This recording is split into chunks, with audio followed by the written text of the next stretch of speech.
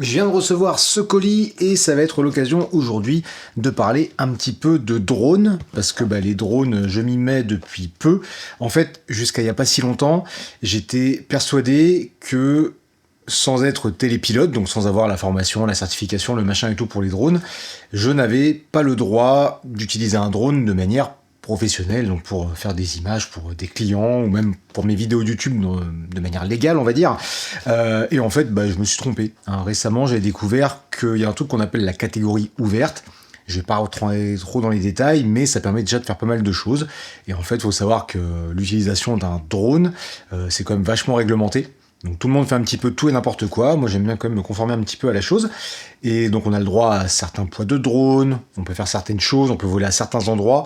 Vous avez notamment un site qui s'appelle Géoportal, ou Géoportail, enfin un truc du gouvernement où vous pouvez afficher un calque qui vous montre les zones où vous n'avez pas le droit de voler. Par exemple, on n'a pas le droit de voler dans tout ce qui est agglomération, on n'a pas le droit de voler aux abords des aéroports, enfin ce genre de choses. Après, il y a des plafonds de hauteur à respecter. Enfin, je vais pas vous faire un cours, mais il y a tout plein de choses à savoir. Et une fois que je me suis rendu compte de ça et que j'avais comme le droit de faire des choses, je me suis acheté récemment un DJI Mini 4 Pro. J'ai commencé à faire quelques images avec, notamment pour l'after movie d'un trail récemment. Et là, ici, j'ai un drone d'une marque qui s'appelle Overair, ou du moins Overair, c'est le modèle, c'est le X1 Pro Max. La marque, je sais pas, c'est pas un truc robotique quelque chose. En fait, là, ça va être un drone un peu plus autonome. Le Mini 4 Pro, j'ai une télécommande. Il y a des trucs automatiques que j'ai pas encore essayé, mais sinon c'est avec la télécommande, dans le pilote et tout. Là, l'Overair, visiblement, si on appuie sur un bouton, il décolle et il peut nous suivre et ça semble être bien pratique pour le vélo. Et d'ailleurs, ici, j'ai reçu le Cycling Combo qui contient tout ça. Donc dedans, on a le drone, un petit sac, câble USB, documentation, un truc pour charger les batteries, des batteries, adaptateur secteur, il y a un truc de rangement, des filtres ND, enfin voilà, le beacon, je crois que c'est un truc pour qu'ils puissent nous suivre. Voilà, et tout ça, je vous avoue que je sais même pas trop combien ça coûte, j'ai regardé vite fait. Donc là, je suis sur le site de la marque. Donc il y a le X1 Pro. Moi là, j'ai reçu le Pro Max. Je sais pas si on a les prix. Si voilà, le Pro Max 759 €. Et Cycling Combo ici, c'est ça, 1209 €. Voilà. Ça c'est pour les prix. Après j'ai vu que voilà, ça filme en 8K. On avait l'image juste avant ici. Ok. J'ai vu passer quelques trucs, Je sais que c'est un petit drone qui se replie, qui a l'air d'être ultra compact. Voilà, on le voit sur cette image ici. Ça, on va le découvrir ensemble. Aujourd'hui, on va vraiment juste déballer ce drone et le découvrir ensemble rapidement. Surtout, il faut aussi que je vous parle un petit peu des conditions dans lesquelles je vais faire ce test. Ça fait un bout de temps que la marque, du moins l'agence de com de la marque, me contacte pour me proposer d'essayer ce drone, et jusqu'à là, on n'avait jamais réussi à s'entendre. Je vais tout vous expliquer. Donc là, on a rapidement les caractéristiques, on va pas tout détailler, de toute façon, je vous mets le lien en description si vous voulez voir tout ça. On va se concentrer surtout sur le matos et ce qu'il y a dans le carton. Donc le poids, moins de 200 grammes, c'est vrai que c'est pas bien lourd. Donc 8K, 30 images par seconde, tout ça. On peut faire des vidéos verticales, machin, blablabla. Ok, les batteries, ce qu'il y a dans la boîte. Ce qu'il y a dans la boîte, on va le découvrir. Le tableau, c'est comme le tableau papier que j'ai ici, je suppose. Et après, il y a d'autres accessoires d'ailleurs que je n'aurais pas dans ce combo. J'ai vu notamment qu'il y avait des petites manettes qu'on pouvait venir greffer sur ce qu'ils appellent le beacon pour se faire une manette de contrôle. Ça, j'avoue que ça aurait été pratique. Donc, pour en revenir aux conditions dans lesquelles je fais cet essai de ce Overair X1 Pro Max, en fait, les agences de com de boîtes comme ça, souvent, ont des bases de données où ils contactent plein de gens pour dire voilà, on a ça, est-ce que ça t'intéresse, on fait ci, on fait ça, blablabla. Et donc régulièrement, ils renvoient les mêmes demandes, alors qu'avant, ça avait été négatif, on n'avait pas su s'entendre. Bref, au bout de 4 ou 5 fois où ils me le proposent, on a su s'entendre. Moi, je leur ai dit vous proposez de me payer, c'est cool. En fait, moi, pour un test, limite, je préfère pas être payé parce qu'en fait, là, si je vous facture la vidéo, vous voulez faire un contrat où je dois dire ci, je dois dire ça, vous devez vérifier, machin. Moi, je me sens bridé, ça m'intéresse pas. Donc, j'ai dit, limite, vous m'envoyez le matos, par contre, j'en fais ce que je veux. Je le teste, voilà, je fais mes trucs avec. Après, si en effet, ça me plaît, on pourra passer sur du contenu payant, type des insertions, des choses comme ça. Mais autrement, je fais ce que je veux, je dis ce que je veux. Bref, donc finalement, ça s'est fait. J'ai reçu ce colis, là, il y a ce matin. Donc, on va voir ensemble ce qu'il y a. Donc, la liste, bon, on va surtout le voir là-dedans. Ah d'accord, je croyais que c'était un seul grand truc. Non, il y a 2 boîtes. Donc, le drone est au fond. On a déjà ici ce qui doit être les accessoires. Et ensuite, il y a le drone dans le fond du carton. Hop. Là. Allez, on va commencer par le petit paquet d'accessoires. Ça, je pense qu'on n'en aura pas besoin. Voilà. Enfin, ce drone peut être intéressant, notamment pour du vélo, parce que visiblement, vraiment, on peut lui dire de nous suivre. Hein, si on l'a dans la poche, on le démarre et ça part. Et d'ailleurs, c'est marrant, cette sacoche, ça fait très sacoche pour du vélo, en fait. Ouais, ça serait un truc qu'on accrocherait comme ça sur le cadre. Ah, je m'attendais pas du tout à ça, quoi. C'est marrant. Je suis pas sûr de m'en servir, même pas du tout. Et j'avoue que comme housse de transport... Ah, attendez, c'est que ça se referme au milieu. Ah, j'ai peut-être rien dit. En fait, c'est peut-être pas mal. Ok, ça peut se refermer là. Parce que, ouais, moi j'ai des sacs, en fait, souvent où je transporte tout mon matériel quand je pars en déplacement ou ce genre de choses, et j'ai pas envie d'avoir une sacoche comme ça qui se balade en deux morceaux. Voilà, ça me plaît mieux déjà. Alors, qu'est-ce qu'on a dedans?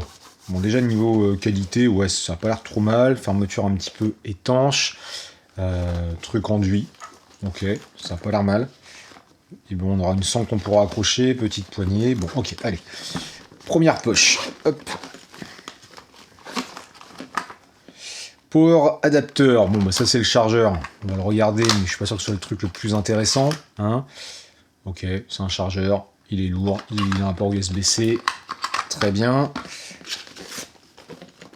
Beacon, donc ça, si j'ai bien compris, donc beacon ça veut dire balise, c'est un truc qu'on va pouvoir fixer sur son vélo, ou du moins avoir sur soi, pour que le drone nous suive plus facilement. Parce qu'autrement, je pense qu'il nous suit par rapport à l'image qu'il enregistre, et là, il va se baser plutôt sur une liaison, soit, enfin je sais pas, Bluetooth, Wi-Fi, j'en sais rien. Et peut-être que ça peut aussi servir de télécommande. Et je crois que dessus, il y a un écran qui nous permet d'avoir un retour image de ce que fait le drone. Autrement, je ne sais pas s'il y a juste une appli qui permet de le commander d'ailleurs, ou ce genre de choses. Voilà à quoi ça ressemble. Il y a 2 mini joysticks. Donc peut-être qu'on peut commander le drone juste avec ça. Je vous avoue que de piloter un drone juste avec ça, moi je suis pas trop chaud. Et après, bah oui, on voit les connecteurs pour brancher là, leurs joysticks qui permettent en fait de faire une véritable manette pour le drone. Ça, je les ai pas, c'est dommage. Je verrai si plus tard je peux tester. Est-ce qu'on peut l'allumer ce truc-là? Ah, ça s'allume. Ok, pendant que ça s'allume, bon, j'ai ça. Oh, ça a vibré. Petite musique. Allez, pendant que ça démarre. Ok, bah là, de toute façon, il cherche le drone qu'on aura après. Bon, on va voir ça plus tard. En tout cas, l'écran... Ah, qu'est-ce que j'ai fait? Searching, ok. L'écran est joli, hein, il n'est pas tactile. Si, je sais pas. Mais l'écran, il a l'air propre. On verra ce que ça donne. Et juste, je suis en train de me dire, pour recharger ce truc-là... En fait, il n'y a pas de... Enfin, que je vois comment on le charge, je vois pas de port USB dessus. C'est con, ça. Bon, nous verrons. Donc, la petite sangle pour la housse. Magnétique adapteur mount. Alors, à quoi ça ressemble? Pas sûr que ce soit l'accessoire intéressant, ça. Hop, ok. Alors ça, j'ai comme l'impression que ça vient se mettre là. D'accord, donc je suppose que ça, après, ça vient se refixer sur le vélo. Ok. Ça, c'est le chargeur pour les batteries. Bon, désolé, hein, je déballe tout. Vous êtes là, on en profite, on fait ça ensemble. Chargeur pour les batteries avec les batteries déjà dedans. Voilà, ça ressemble à ça. Elles sont pas grosses les batteries, hein, je vois par rapport à mon Mini 4 Pro. Donc déjà, les batteries de cette taille-là, ça laisse présager que le drone ne devrait pas être trop énorme. Ce qui est mieux s'il faut le trimballer dans une poche de maillot ou dans une sacoche. Après, on verra bien sûr la qualité vidéo de ce drone lors des premières utilisations. Ça, j'ai hâte de voir. Alors ça, ce sont des filtres ND. Si vous ne savez pas ce que c'est, en fait, quand on fait de la vidéo, on peut régler ce qu'on appelle le shutter speed, donc la vitesse d'obturation. Et dans l'idéal, c'est de le régler à x2 par rapport au nombre d'images par seconde qu'on enregistre. Bon, je vais pas vous faire un cours là sur la vidéo, dites-moi si c'est un truc qui peut vous intéresser. Mais le problème, c'est que si on respecte cette règle, en fait, la vitesse d'obturation en journée, par exemple, comme là qu'il y a du soleil dehors, va être trop lente pour que l'image soit correctement exposé, et donc on a un truc propre. Donc on va avoir une image toute blanche. Donc l'idée, c'est qu'on va venir en fait mettre sur l'objectif ces petits filtres ND, qui sont en gros comme des sortes de lunettes de soleil pour le drone, ou pour un appareil photo, ou une caméra, ou ce que vous voulez, qui vont permettre de respecter cette vitesse d'obturation. Donc là c'est bien, c'est fourni avec, c'est plutôt cool, et il faut que j'en achète par exemple pour mon Mini 4 Pro, mais autrement si on n'en a pas, eh bien il suffit de monter la vitesse d'obturation, hein, bien sûr, pour avoir une image correcte. Sans ça on n'aurait pas possibilité, ne serait-ce qu'avec un téléphone, d'avoir une image bien exposée en pleine journée. C'est juste que pour de la vidéo, respecter cette vitesse d'obturation permet d'avoir un certain flou de mouvement que nous n'avons pas avec des vitesses plus élevées. Ici, donc, c'est la fixation pour mettre sur le cintre. C'est pas mal qu'ils aient prévu ça. Donc ça, c'est pour fixer le beacon, la petite télécommande, le semblant de télécommande et de truc qui nous suit. Oh, c'est costaud, ça. Ok, un gros... Ouais, faudra voir si ça tient bien. Après, comme ce truc-là a l'air léger, ça aurait pas trop gigoté. Pourquoi pas? Faut voir si l'élastique peut s'adapter à un peu tous les cintres, voir s'il est aussi assez serré, par exemple pour des prolongateurs. Tout ça, ce sont des choses que nous pourrons découvrir. Et dans l'immédiat, il n'y a plus rien à voir dans cette pochette pour accessoires. Donc on va passer au clou du spectacle, le drone en lui-même. Hop. Et est-ce que lui, il aura aussi une housse de transport? J'avoue qu'une housse de transport qui pourrait contenir le drone plus les accessoires aurait été plus pratique quand même que juste une housse qui prend les accessoires. Surtout que je me dis, c'est aussi un appareil qui peut être intéressant genre pour de la randonnée, hein, tout simplement. Notamment avec ses modes autonomes et tout. Et d'ailleurs, de la randonnée, j'aurais sans doute à en faire cette année avec un tour du Mont Blanc, notamment, avec un truc qui s'appelle Travel Base. Pareil, ça, je vous mets le lien en description si vous souhaitez voir à quoi ça ressemble, ça a l'air pas mal. Donc voilà, notre drone, le Hover Air X1 Pro Max. Et en effet, c'est pas lourd, hein, on l'a dit, moins de 200 grammes.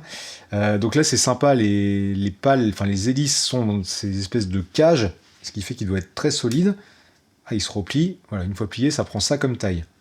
Ouais, c'est pas bien grand. Pas bien grand. Après, je sais pas si ça rentre bien dans une poche de maillot. Je pense qu'il faut quand même le protéger.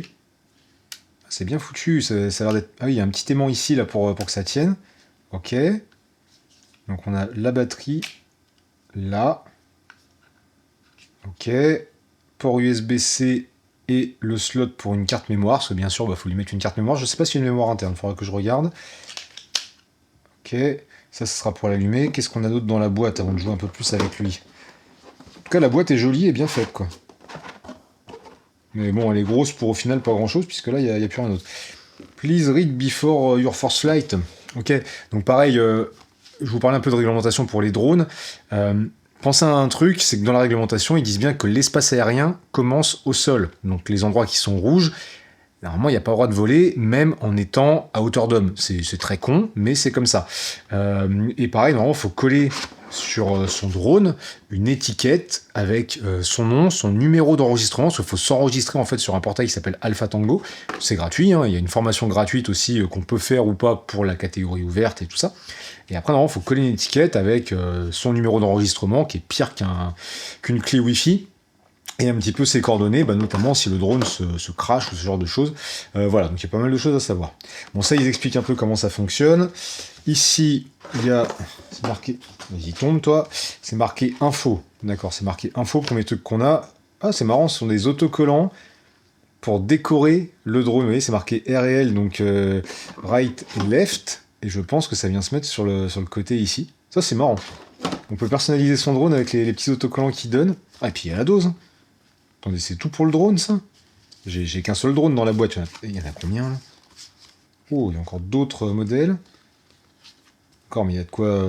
Ok, mais il n'y en a que pour le ski, en fait. Pour le ski ou pour, je sais pas, truc multicolore. Alors que c'est le combo vélo, ils auraient pu, je sais pas, mettre des trucs pour le vélo.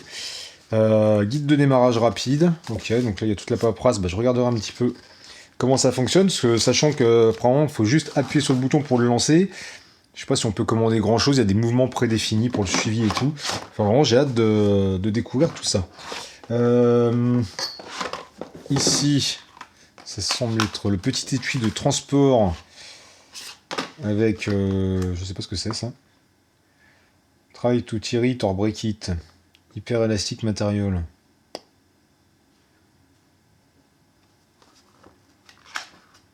Ah, d'accord. Ça, c'est un échantillon, je pense, de la cage. Et ils nous disent, en fait, d'essayer, voilà, de le casser ou quoi.